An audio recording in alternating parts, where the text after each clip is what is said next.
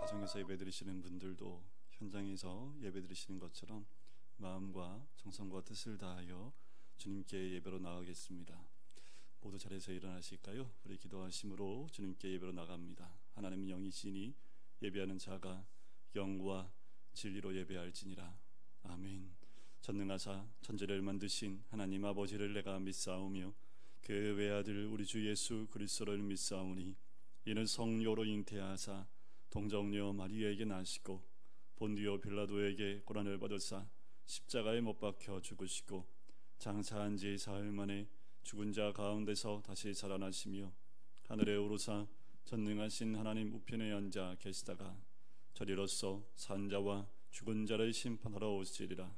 성령을 믿사오며 거룩한 공예와 성도가 서로 교통하는 것과 죄를 사하여 주시는 것과 몸이 다시 사는 것과 영원히 사는 것을 믿사옵나이다. 아멘. 자리에 앉으실까요? 시온성과 같은 교회, 우리 찬송가 210장입니다. 우리 찬송가 다 한번 펴보실까요? 찬송가 210장입니다. 시온성과 같은 교회, 그의 영광 하옵다. 우리 같이 찬양드리겠습니다.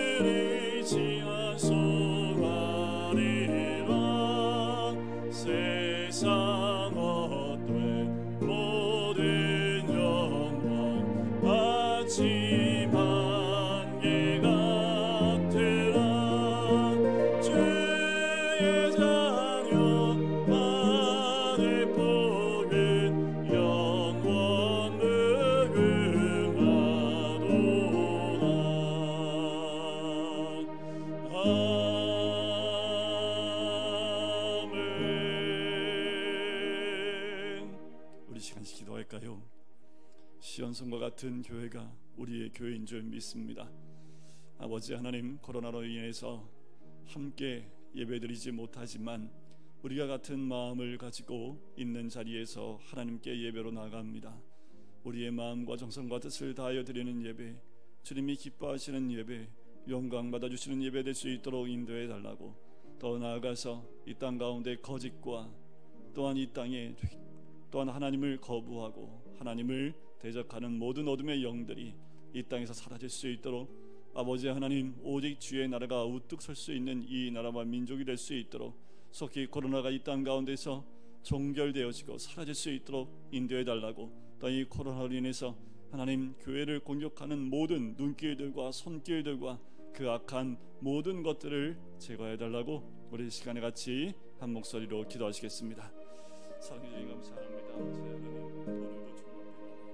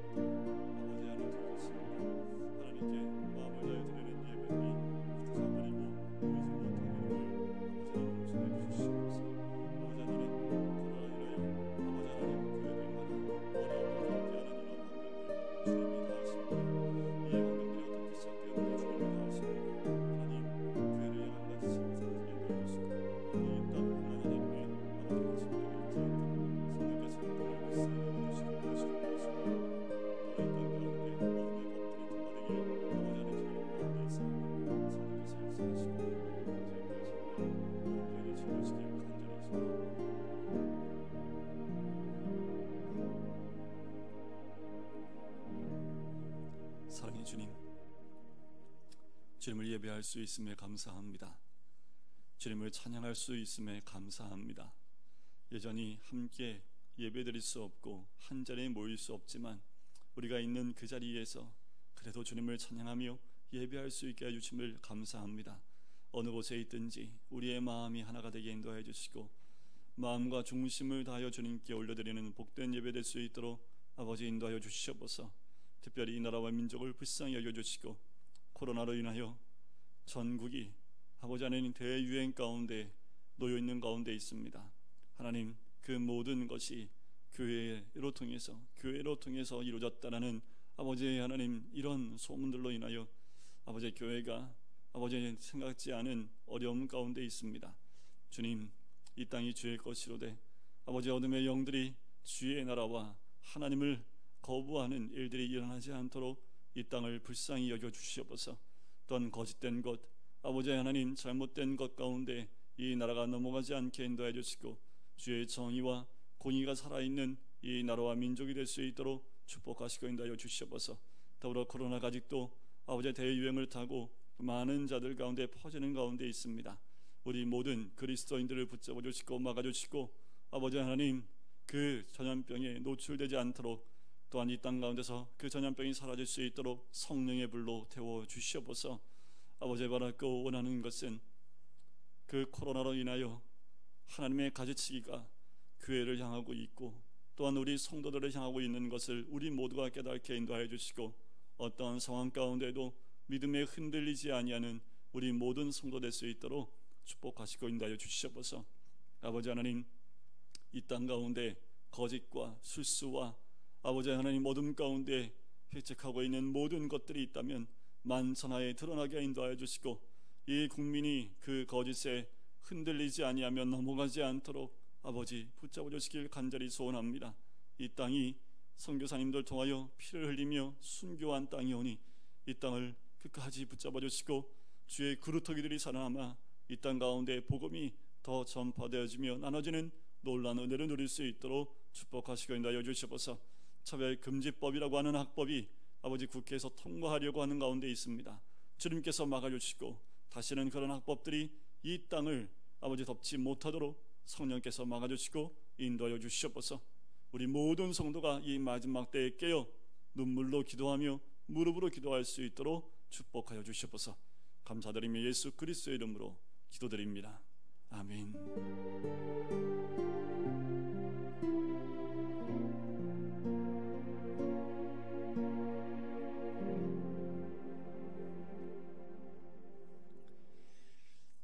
우리 주일 예배 나오신 우리 성도님들과 또 가정에서 예배드리시는 우리 모든 성도님들을 주의 이름으로 축복하고 사랑하고 또 환영하고 감사합니다. 교회 소식을 알려드리면 코로나로 인해서 이제 교회에만 예배로 모이지 않게 하고 미사와 불교의 법회는 자유롭게 드려도 된다라고 합니다. 모이는 모든 곳을 제어하지 않고 코로나가 발생된 곳만 어떤 분이 그러더라고요. 코로나가 참 영리해서 교회만 쫓아가면서 교회만 전염시키는 것 같다고. 참 그렇지 않지요. 그럼에도 행정명령으로 나라에서 명령이 내려왔기 때문에 또 하나님이 세우신 권세에 우리가 순종하는 것도 또 하나님이 또 세우신 법이기 때문에 우리도 그 법에 따라서 순종해 갑니다. 하지만 이런 환경과 여건을 보면서 무릎으로 주님 앞에 나가야 될 것 같고 이 상황을 눈물로 함께 기도해야 될 때가 아닌가라는 생각이 듭니다. 하나님의 뜻이 어디 있는지를 잘 분별하고 여러분들 이때에 믿음에서 멀어지시면 안 됩니다.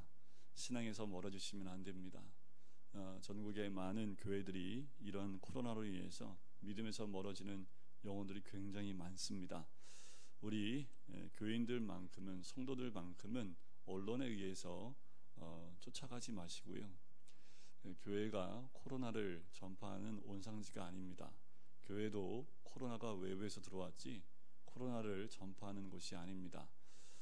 그렇기 때문에 우리가 더욱 개인의 위생하고요, 또 여러분들 코로나를 방지하기 위해서 개인 위생을 철저하게 하셔야 되고, 개인의 삶 가운데도 마찬가지입니다. 밖에서 식사할 때나 외부로 다닐 때에도 여러분들 꼭 마스크를 하시고 손과 온 몸을 소독하는 것을 잊지 않으시고 더 힘을 쓰셔야 됩니다. 그래서 일단은 나라에서 정한 것은 다음 주까지인데 이게 사라지지 않으면 계속 연장이 될 것 같아요. 기도해 주셔야 되고, 이번 주간에 이 코로나가 잡힐 수 있도록 우리 함께 기도해 주셨으면 좋겠습니다. 더불어 여러분들 인터넷으로 예배드리는 모든 분들도 우리 신앙을 잃지 않으려면 더 말씀을 가까이 하셔야 됩니다. 일주일에 3번씩 마태복음을 한 장씩 올려드리고 있는데 이런 때일수록 더 매일 말씀을 가까이 하시고 성경 공부하시고 하나님의 음성에 귀를 기울이는 우리 성도님 되셨으면 좋겠습니다. 오케스트라는 당분간 휴강으로 이어질 것 같고요. 여러분들, 그리고 우리 이번 주 중에 우리 곽규현 집사님의 어머니가 소천하셔서 장례를 잘 마무리하고 돌아오셨습니다. 아무래도 장례를 하면서 많은 분을 만났기 때문에 스스로라도 조금 집에서 있는 것이 낫겠다라고 말씀을 하셨고요. 그리고 이번 주 8월 29일 토요일 날 결혼식이 있습니다. 우리 박태준 형제, 우리 김경혜 원사님 아들이죠. 결혼식이 있습니다. 그런데 안타깝게도 우리 지금 2단계가 됐기 때문에 50명 이상이 한 건물 안에 아무리 넓어도 들어갈 수가 없는 상황입니다. 그래서 가족들과 친척들만 모여서 예배를 어쩔 수 없이 드리게 되어졌습니다.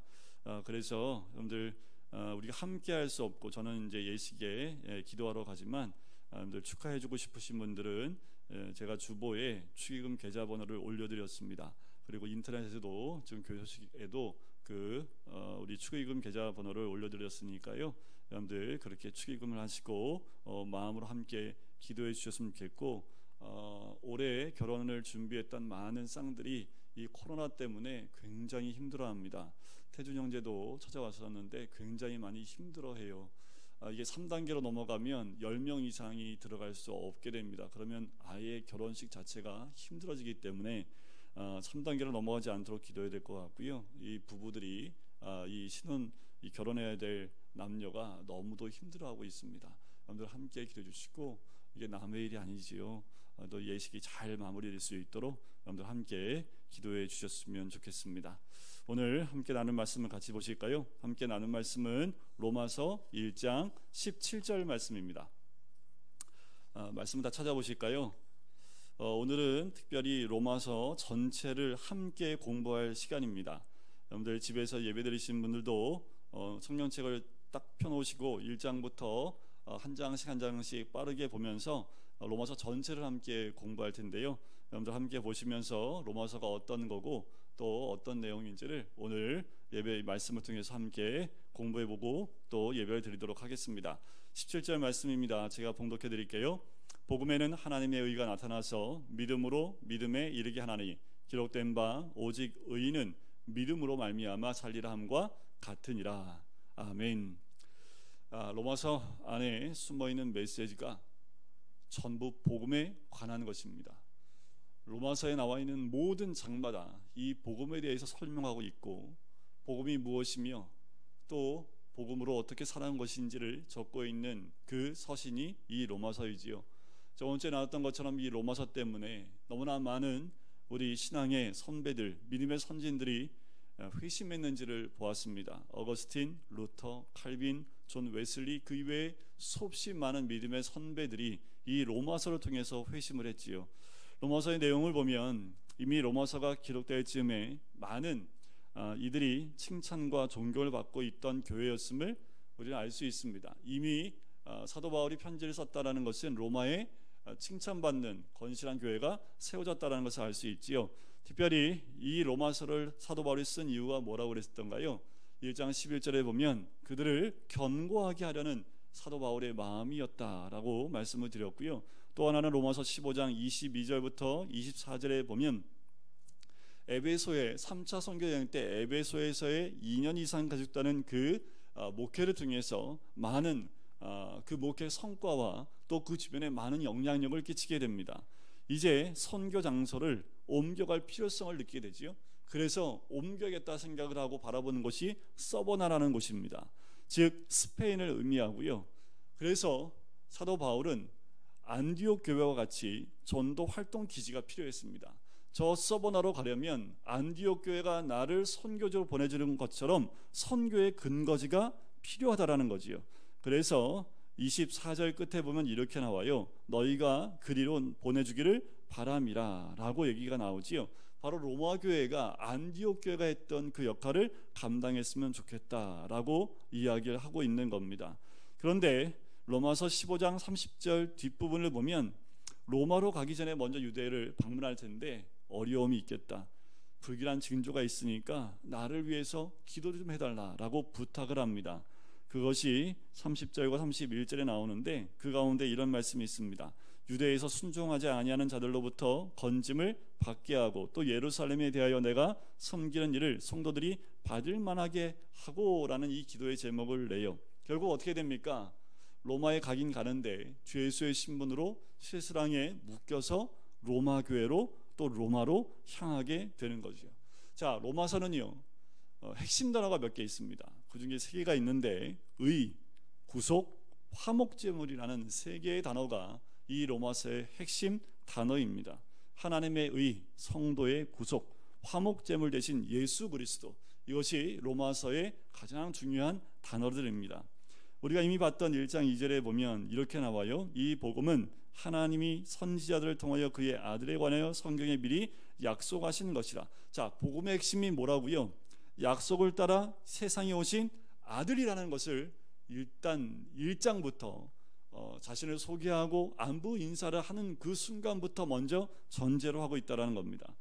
여러분들 로마서를 책을요 이렇게 해서 꾹 짜면 푹 짜서 한 덩어리로 해서 꽉 짜면 딱 한 단어 나옵니다. 하나님의 아들 예수 그리스도입니다. 그냥 로마서 모르겠어요. 로마서 그걸 한 단어로 하나로 딱 정리하면 하나님의 아들 예수 그리스도다 라고 얘기하면 정답입니다. 사도 바울은 복음을 로마서 1장 16절에 이렇게 얘기하지요. 복음은 모든 믿는 자에게 구원을 주시는 하나님의 능력이 됩니다 라고 얘기합니다.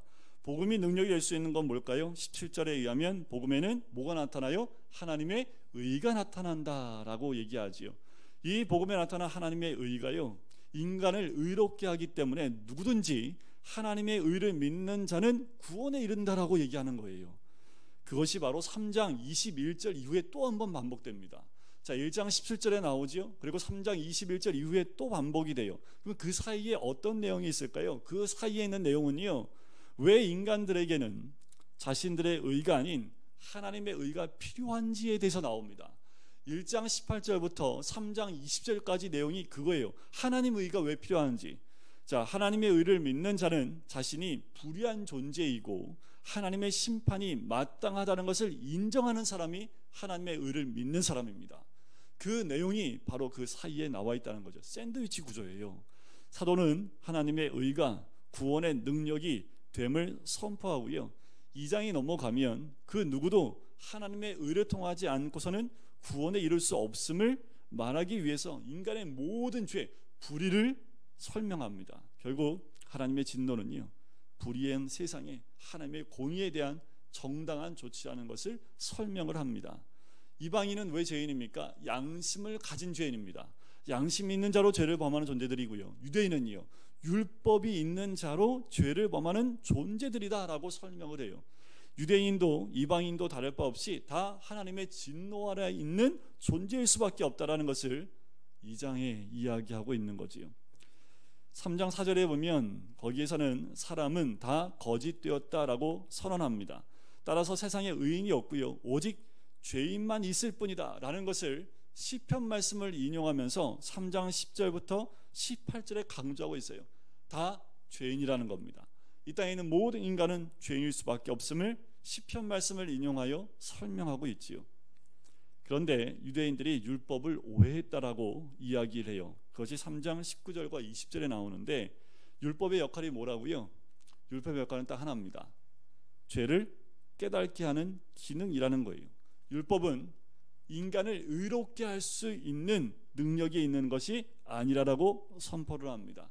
그리고 다시 그렇기 때문에 이 복음이 중요하다라고, 그래서 이 복음이라고, 그것이 복음이 우리에게 정말 필요하다고 얘기하는 것이 3장 후반부에 나오는 거예요. 이게 복음이라는 것이요. 그러면서 4장에 넘어가면 그 예로 아브라함을 얘기합니다. 아브라함은 하나님이 시키는 일을 잘해서 그래서 의롭다고 칭찬받은 사람이 아니라는 거예요. 아브라함이 하나님이 시키는 대로 너무 잘했기 때문에 하나님이 의롭다고 얘기하는 것이 아니라 약속하신 하나님의 말씀을 믿음으로 의로 여김을 받았다라는 거예요. 아브라함도 행동을 잘해서 하나님 말씀한 대로 순종을 잘해서 의롭다고 받은 것이 아니라 언약인 하나님 말씀을 믿었기 때문에 의롭다라고 여김을 받았다라는 거지요. 그리고 5장에 넘어가면 하나님의 의로 오신 예수님을 믿는 믿음의 사람이 하나님과 어떤 관계에 있는지를 설명합니다. 자, 믿음으로 의로워진 상태가 어떤 것인지에 대한 설명이 5장에 있어요. 자, 그것이 뭐냐 하면 5장 1절에 나옵니다. 뭐라고 나옵니까? 하나님과의 화평입니다.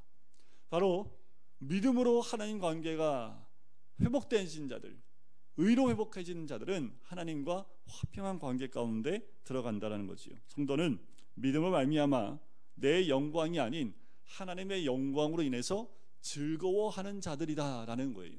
신자들은, 믿는 자들은 자기의 영광을 위해 사는 자들이 아니라 하나님의 영광만을 즐거워하는 자들이고, 믿음으로 인해서 환난 중에도 인내하고 소망을 가지고 살아갈 수 있는 존재라는 겁니다. 이것이 법의 세계가 아니라 놀라운 은혜의 세계입니다. 이 은혜의 세계를 가능하게 하는 것이 뭐라고요? 바로 우리의 믿음이다라는 거지요. 그래서 믿음이 있는 신자는 예수님의 은혜를 더욱 풍성하게 알아가야 되는 겁니다. 그래서 우리가 믿음 가운데 하나님의 은혜, 주님의 은혜를 더 깊이 알아가야 됩니다.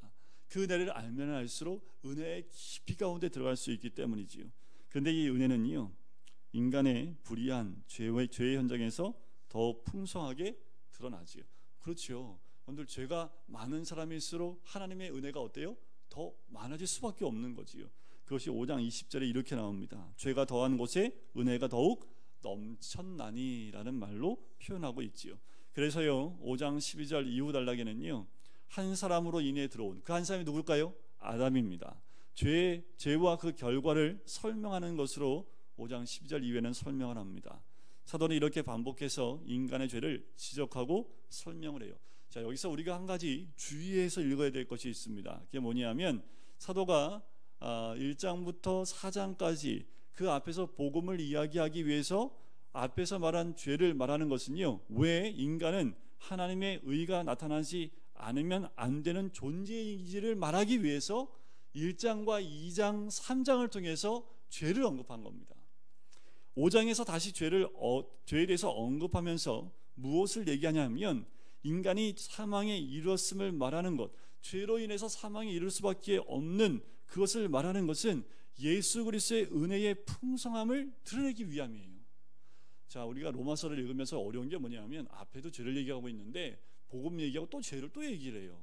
그래서 우리가 죄에 대한 부분이 너무도 군데군데 나오기 때문에 로마서를 읽을 때 좀 어려움이 있는데, 앞에는 하나님의 의가 아니면 우리가 구원받을 수 없음을 드러내기 위해서 죄에 대해서 언급하고 있다면, 5장에 나타난 죄의 언급은 뭐라고요? 예수 그리스도의 은혜의 풍성함을 드러내기 위한 죄의 언급이라는 거지요.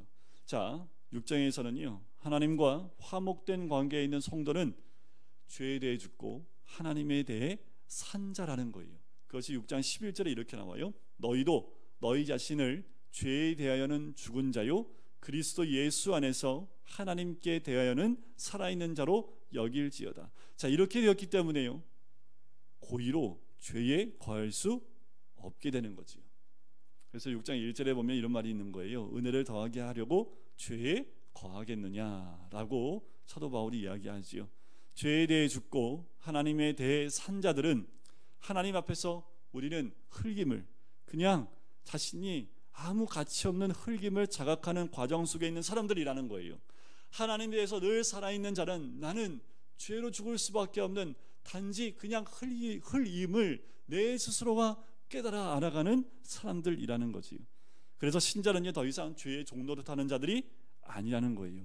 자신을 자신의 지체를 의의 병기로 하나님께 드리는, 바로 하나님 말씀에 순종하여 살아가는 자가 되어야 됨을 이야기하는 것이 6장의 내용입니다.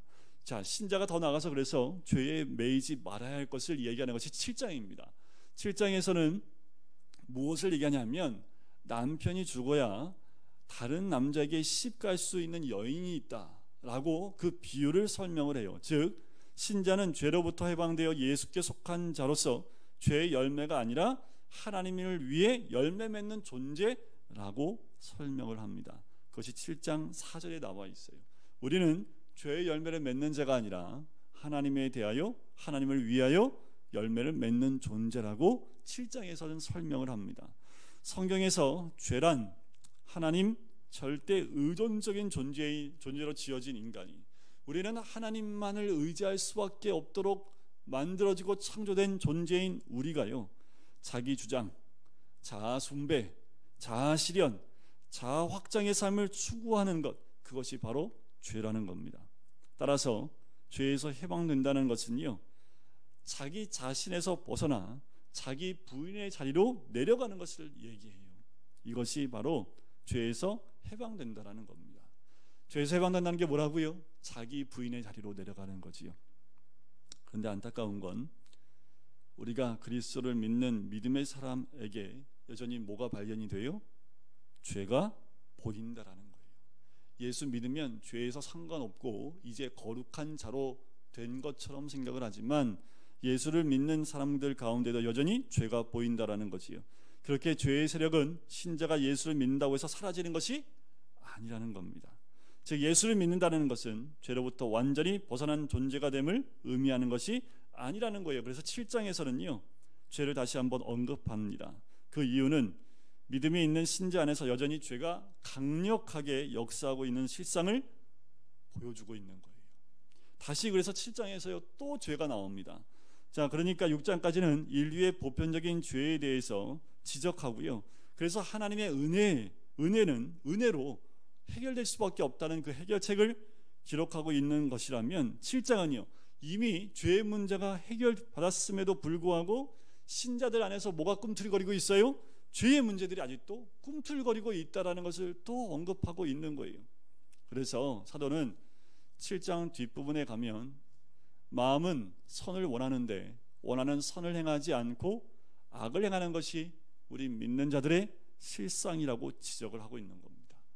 오늘 7장까지 왔으면, 이 정도 됐으면 이제 죄에서 자유로워야 될 텐데 여전히 선을 행하지 않고 악을 행하고 있는 우리 믿는 자들의 실상의 민낯을 다시 한번 드러내 보이고 있다는 거예요.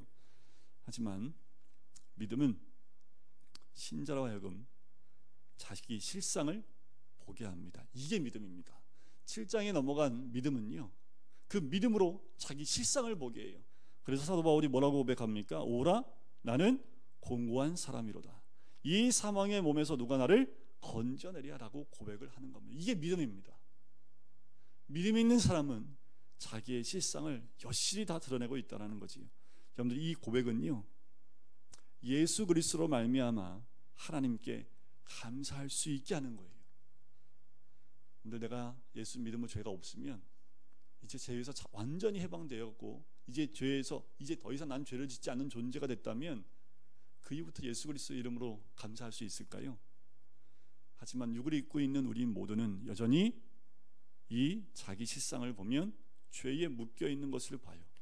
자신이 죄에서 벗어날 수 있는 길은 오직 예수 그리스도의 은혜만을 의지해야 한다는, 예수 그리스도의 은혜의 필연성을 우리가 깨닫고 그 은혜를 의지하게 되는 그 상태가 바로 하나님을 온전히 의존하는 상태가 된다는 겁니다. 그러니까요 우리가 예수를 온전히 믿는다고 하지만 여전히 죄의 그늘 아래 있고 그 죄의 그늘 안에 있음을 우리가 주님께 믿음으로 고백할 때에 여전히 하나님의 은혜가 우리에게 충만하게 임하게 되고 그것을 고백하는 것이 바로 하나님을 의존하는 그 모습이다라는 겁니다. 그래서 8장에 넘어오면 그리스도 예수 안에 있는 자에게는 결코 정죄함이 없다라고 얘기하는 거예요. 끝없이 내 안에 믿음으로 죄를 발견하고 주님의 은혜를 구하는 모든 자들에게 그리스도 안에서는 이제 정죄함이 없다. 바로 그 하나님의 은혜는 자신이 죄로 인해 죽은 자임을 실감할 때 더 선명하게 드러날 수 있는 거지요. 신자는 예수님으로 말미암아 하나님과 화목된 관계에 있게 되었지만 문제는요, 여전히 죄가 있는 존재이기 때문에 육신에 끌려 육신을 따라 살아간다는 거예요. 그것이 8장에 바로 등장을 합니다. 우리는 다 여전히 죄에 있는 존재이기 때문에 육신에 끌려 살아간다는 거예요. 따라서 성도라 할지라도요, 하나님의 의의 병기로 하나님께 영광이 되는 길을 스스로의 힘으로 갈 수 없다라는 거예요. 우리가 다 예수 그리스도 믿음으로 다 하나님 안에서 정죄함을 받지 아니하고 예수 그리스도로 말미암아 다 구원받은 하나님의 은혜의 존재가 되었지만 여전히 우리의 힘으로는 살아갈 수 없는 존재라는 겁니다. 그래서 하나님이 누굴 보내셨어요? 그리스도의 영, 즉 성령을 보내셨다는 겁니다. 성령이 함께함으로 육신의 생각이 아니라 영의 생각으로 살아가게 하시고 하나님의 의에 소망을 두게 하십니다. 이것이 하나님의 은혜죠. 그래서 우리가 이번 올해 암송했던 곳이 이 8장이에요. 이 8장의 은혜가 너무 깊기 때문에 성령으로 인하여 살지 아니하면 우리는 다 하나님의 사람이 아니라고 얘기를 하지요. 성령이 함께함으로써 육신의 생각이 아닌 영의 생각으로 살아가고 하나님의 의에 소망을 두게 하시는 것, 이것이 신자이기 때문에 사도는 누구든지 그리스도의 영이 없으면 그리스도의 사람이 아니라고 8장 9절에서 이야기를 합니다. 바로 신자는 성령으로 말미암아 아들을 보내셔서 죽은 자를 살리시는 하나님의 사랑을 보게 되는 거지요. 그리고 그 사랑이 하나님을 뭐라고 고백할 수 있을까요? 아빠 아버지다 고백하고 부를 수 있는 거지요. 그게 8장 15절에 우리가 아빠 아버지라 부르짖느니라 라고 이야기하는 거지요. 또한 그 사랑으로 인해서 그리스도의 고난에 참여하게 되는 겁니다. 그 큰 사랑을 받았기에 우리는 그 고난에 참여할 수 있는 거예요. 우리가 그와 함께 영광을 받기 위하여 고난도 함께 받아야 할 것이다. 그러나 고난 중에도 낙심하지 않는 것은, 왜냐하면 현재의 고난은 장차 올 영광에 비교할 수 없기 때문입니다. 생각하건대 현재의 고난은 장차 우리에게 나타날 영광과 비교할 수 없도다. 성도 여러분, 저를 보세요. 저는 다 하나님 아버지의 사랑을 받은 존재입니다. 그 하나님의 사랑을 느끼고 살아가신다면 하나님 때문에 받는 그 고난 감사하지요. 또 하나님은 고난만 받으라고 말씀하시는 분이 아니라 그 고난은 장차 받을 우리 영광에 비하면 비교할 수도 없는 고난입니다. 그래서 오직 성도만 고난을 영광으로 해석할 수 있는 겁니다.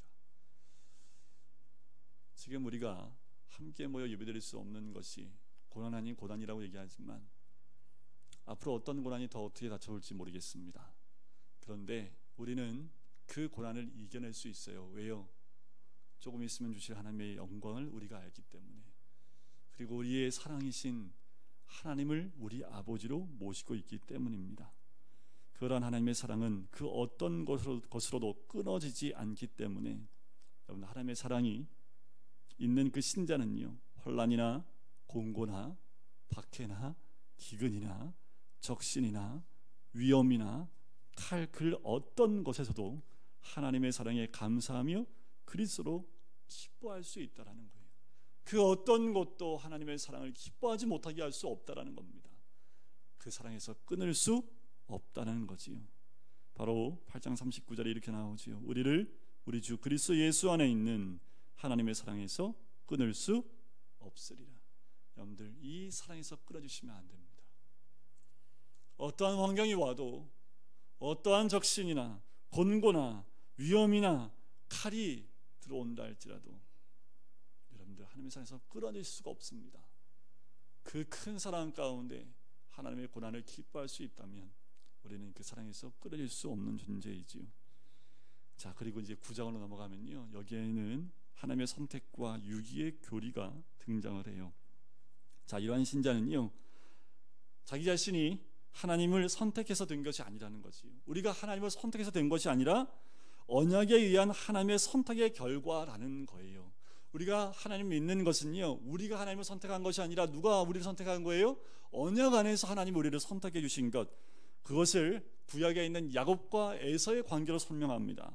하나님은 야곱을 사랑하고 에서는 미워하였다 하심과 같다라는 거죠. 인간의 자질과 조건, 그리고 인간 측에서 내어놓는 선을 따라 택하신 것도 아니요, 자녀로 삼으신 것도 아니라는 거예요. 우리가 잘나서요, 잘생기고 예뻐서요, 아니면 선을 행해서요, 아무것도 아니라는 겁니다. 모든 인간은 불의한 존재이지만 그 안에 택한 자가 있고, 그들을 세워서 하나님의 긍휼과 자비하심의 풍성함을 드러내는 그릇으로 삼는다라는 거예요.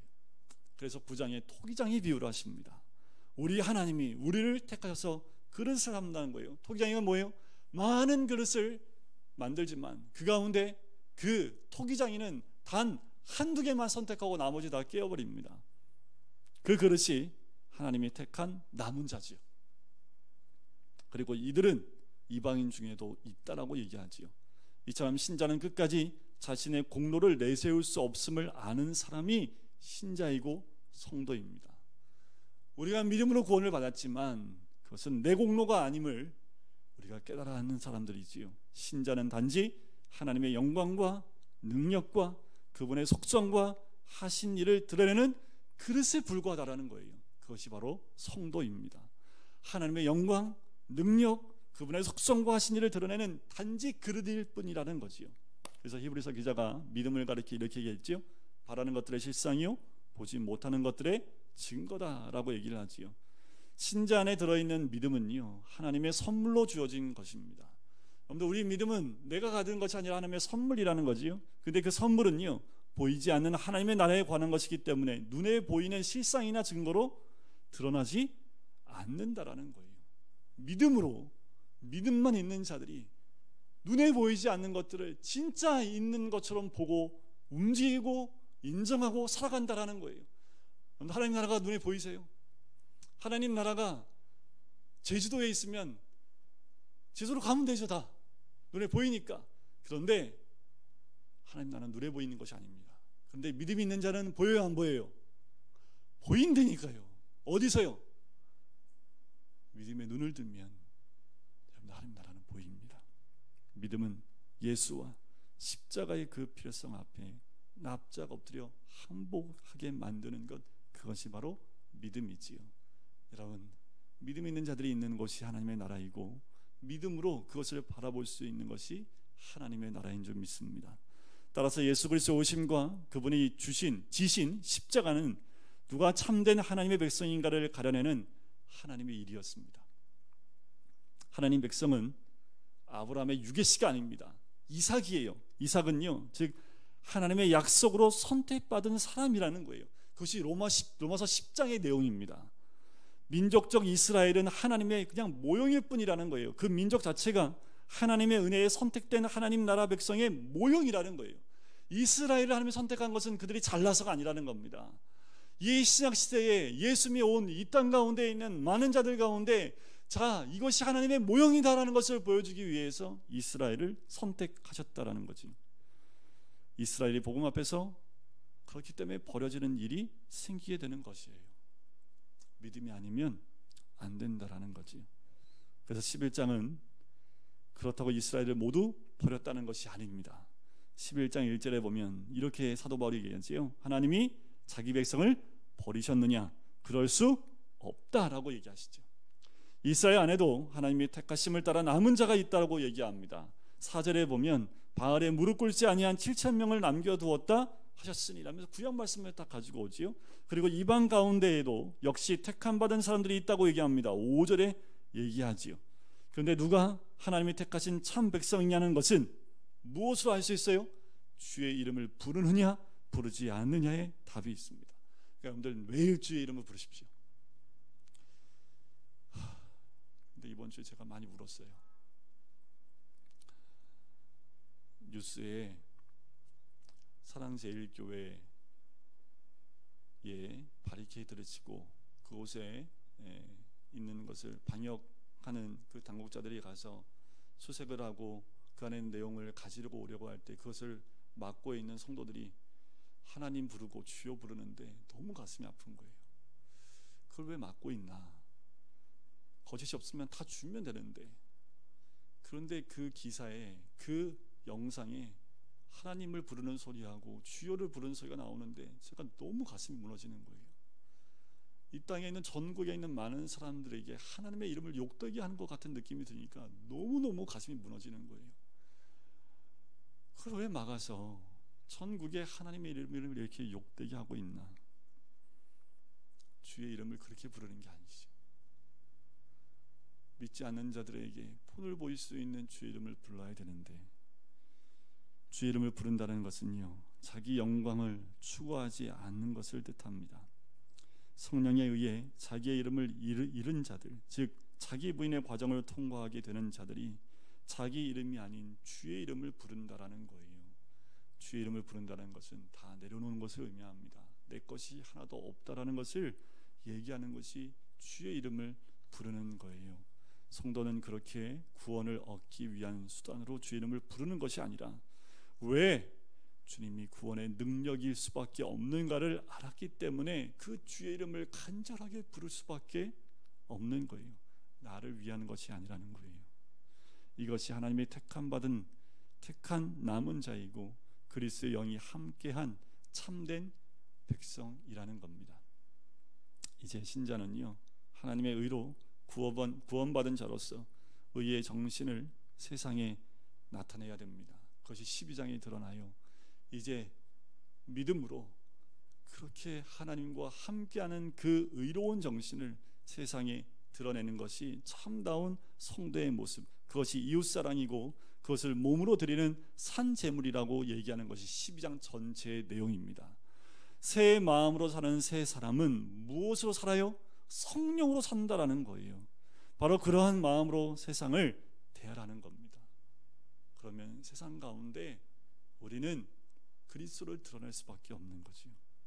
그래서 사도는 성도가 사회와 정부에 대하여 어떤 태도를 취해야 하는가에 대해서도 구체적으로 설명해 줍니다. 사도 바울이 살았을 때는 로마가 예수 믿는 사람을 다 잡아 죽이던 때입니다. 그런데 그때 그 사회와 정부에게 어떤 태도를 취해야 되는지 구체적으로 설명을 하고 있는 부분이 13장부터 쭉 드러나요. 성도는요, 사회나 정부나 개인에 대해서요, 친히 원수를 갚아서는 안 되고요, 그 모든 것을 하나님께 내어드리는 겁니다. 우리는 그 아래에서 최대한 그 사회와 정부 안에서 함께 순종해 가는 모습을 최대한 보이지만, 그 잘못된 것은 하나님의 진노에 맡겨야지 우리가 그 원수를 갚아야 되는 모습이 아니라는 거지요. 그래서 12장 19절에 이렇게 나와요. 너희가 친히 원수를 갚지 말고 하나님의 진노하심에 맡기라 라고 얘기를 하지요. 그래서 우리가 무릎을 꿇어야 됩니다. 그래서 눈물을 흘려야 합니다. 지금 이 사회에서 벌어지고 있는 거짓된 것들과 잘못된 보도들과 사람들의 눈을 막고 귀를 막아버리는 이 모든 것들이 만천하에 다 드러날 수 있도록 기도해야 되겠지요. 그렇게 성도는 자신만을 향해 있던 사랑을요, 자기 부인의 그 과정을 거치면서 점차 놓게 되는 것이고, 그것이 하나님과 이웃에게로 방향이 전환되어지게 하는 거예요. 바로 자기 밖으로 향하는 사랑이 신자에게 나타날 믿음의 열매입니다. 우리 안에 하나님의 사랑을 듬뿍 받았다면 이제 밖으로 하나님의 사랑을 믿음의 열매로 드러내는 것, 바로 그것이 예수 그리스도로 옷 입는 겁니다. 13장 이후에 드러나는 말씀이에요. 그리고 신자는 이러한 믿음과 사랑 안에서 서로 무난하는 관계임을 16장에서 우리에게 보여주고 있죠. 우리는 어떤 관계예요? 믿음 가운데 사랑 안에서 서로 무난하는 관계가 되어야 되는 것을 이야기해 주고 있는 거죠. 이것이 로마서입니다. 로마서 전체는 우리에게 이 모습을 보여주고 있습니다.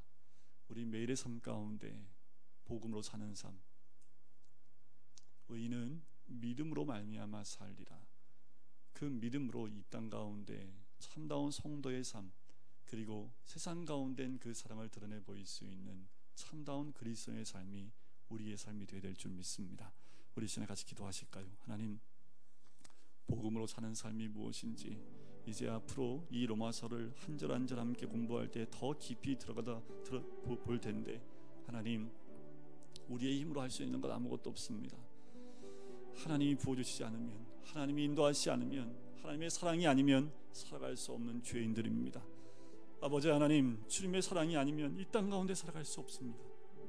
하나님, 우리를 불쌍히 여겨주시고 오직 복음으로만, 하나님의 사랑으로만, 하나님의 의로만 살아갈 수 있는 우리들, 나를 위해 사는 것이 아니라 주를 위해 사는 우리들, 죄의 열매가 아니라 하나님을 위하여 열매를 맺는 우리가 될 수 있도록 인도해 달라고, 이 땅 가운데 믿지 않는 자들에게 하나님을 향한 그 열매를 통하여 사랑을 드러낼 수 있는 우리가 될 수 있도록 인도해 달라고 우리 시간에 같이 기도하시겠습니다.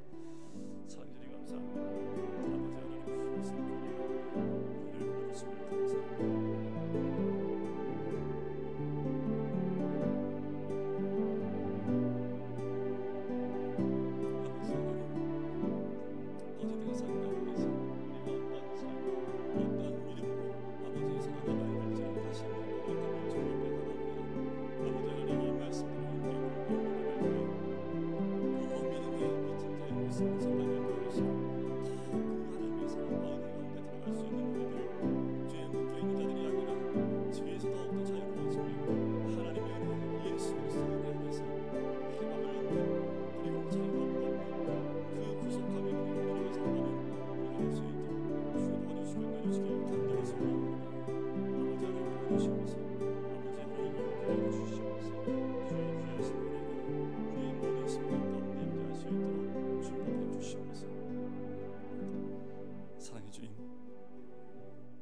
죄인입니다.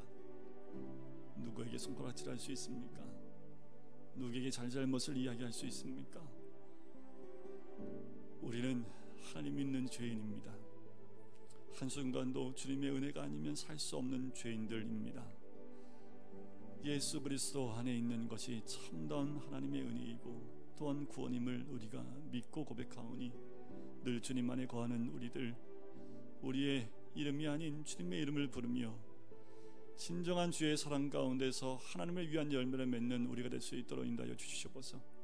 이 땅이 점점 믿음의 삶을 살기 어려운 시대가 되어져 가고 있지만, 그 가운데에도 하나님의 살아계심을 드러내 보일 수 있는 주의 백성 될 수 있도록 주여 도와주시고 인도해주시길 간절히 소원합니다. 우리의 모든 심령들이 깨어나 늘 주님의 은혜 가운데 거하며 말씀 가운데 거하는 주의 백성이 될 수 있도록 축복하시고 인도하여 주시옵소서. 감사드리며 예수 그리스도의 이름으로 기도드립니다. 아멘.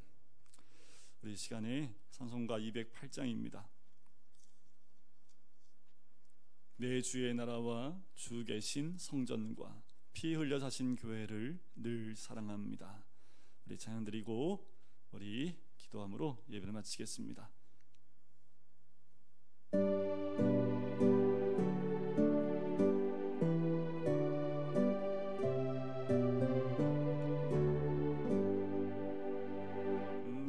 주의 나라와 주 계신 성전과 피 흘려 사신 교회를 늘 사랑합니다.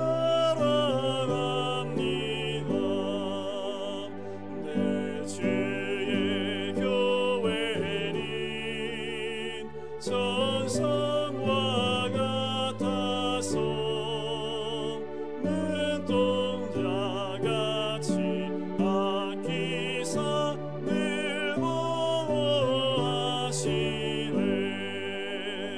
이 교회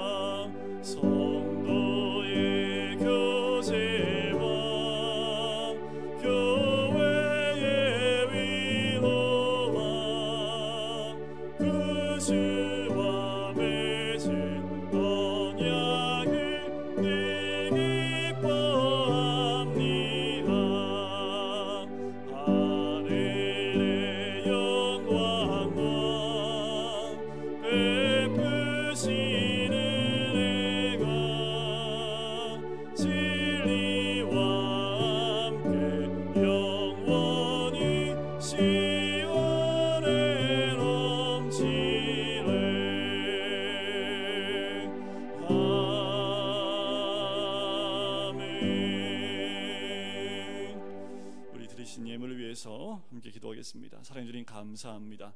우리 성도님들 주님께 나올 때 귀한 예물을 주님께 올려드리게 해주심을 감사합니다. 주님께 드린 11조와 또한 감사의 모든 예물들이 우리의 모든 것이 주의 것임을 믿음으로 고백하는 손길인 줄 믿습니다. 하나님, 우리의 삶이 다 주의 것이고 우리의 모든 것이 다 주의 것이기에 우리의 삶을 주께 드리며 또한 아버지 하나님, 우리의 삶 속에서 주님을 드러낼 수 있는 주의 백성이 될 수 있도록 인도하여 주시옵소서. 우리 모두가 믿음 가운데 의인이 되었사오니 의인은 믿음으로 말미암아 사는 존재들입니다. 한 주간의 삶 가운데 우리 모두가 믿음으로 살아낼 수 있는 주의 백성들이 될 수 있도록 축복하여 주시옵소서. 이제는 예수 그리스도의 은혜와 하나님 아버지의 사랑하심과 성령의 교통하심이 복음으로 살아가기를 소원하는 우리 모든 성도님들 머리 위에, 가정 위에, 사업터 위에, 환우들 머리 위에 이제부터 영원토록 함께 하시기를 간절히 축원하옵나이다. 아멘.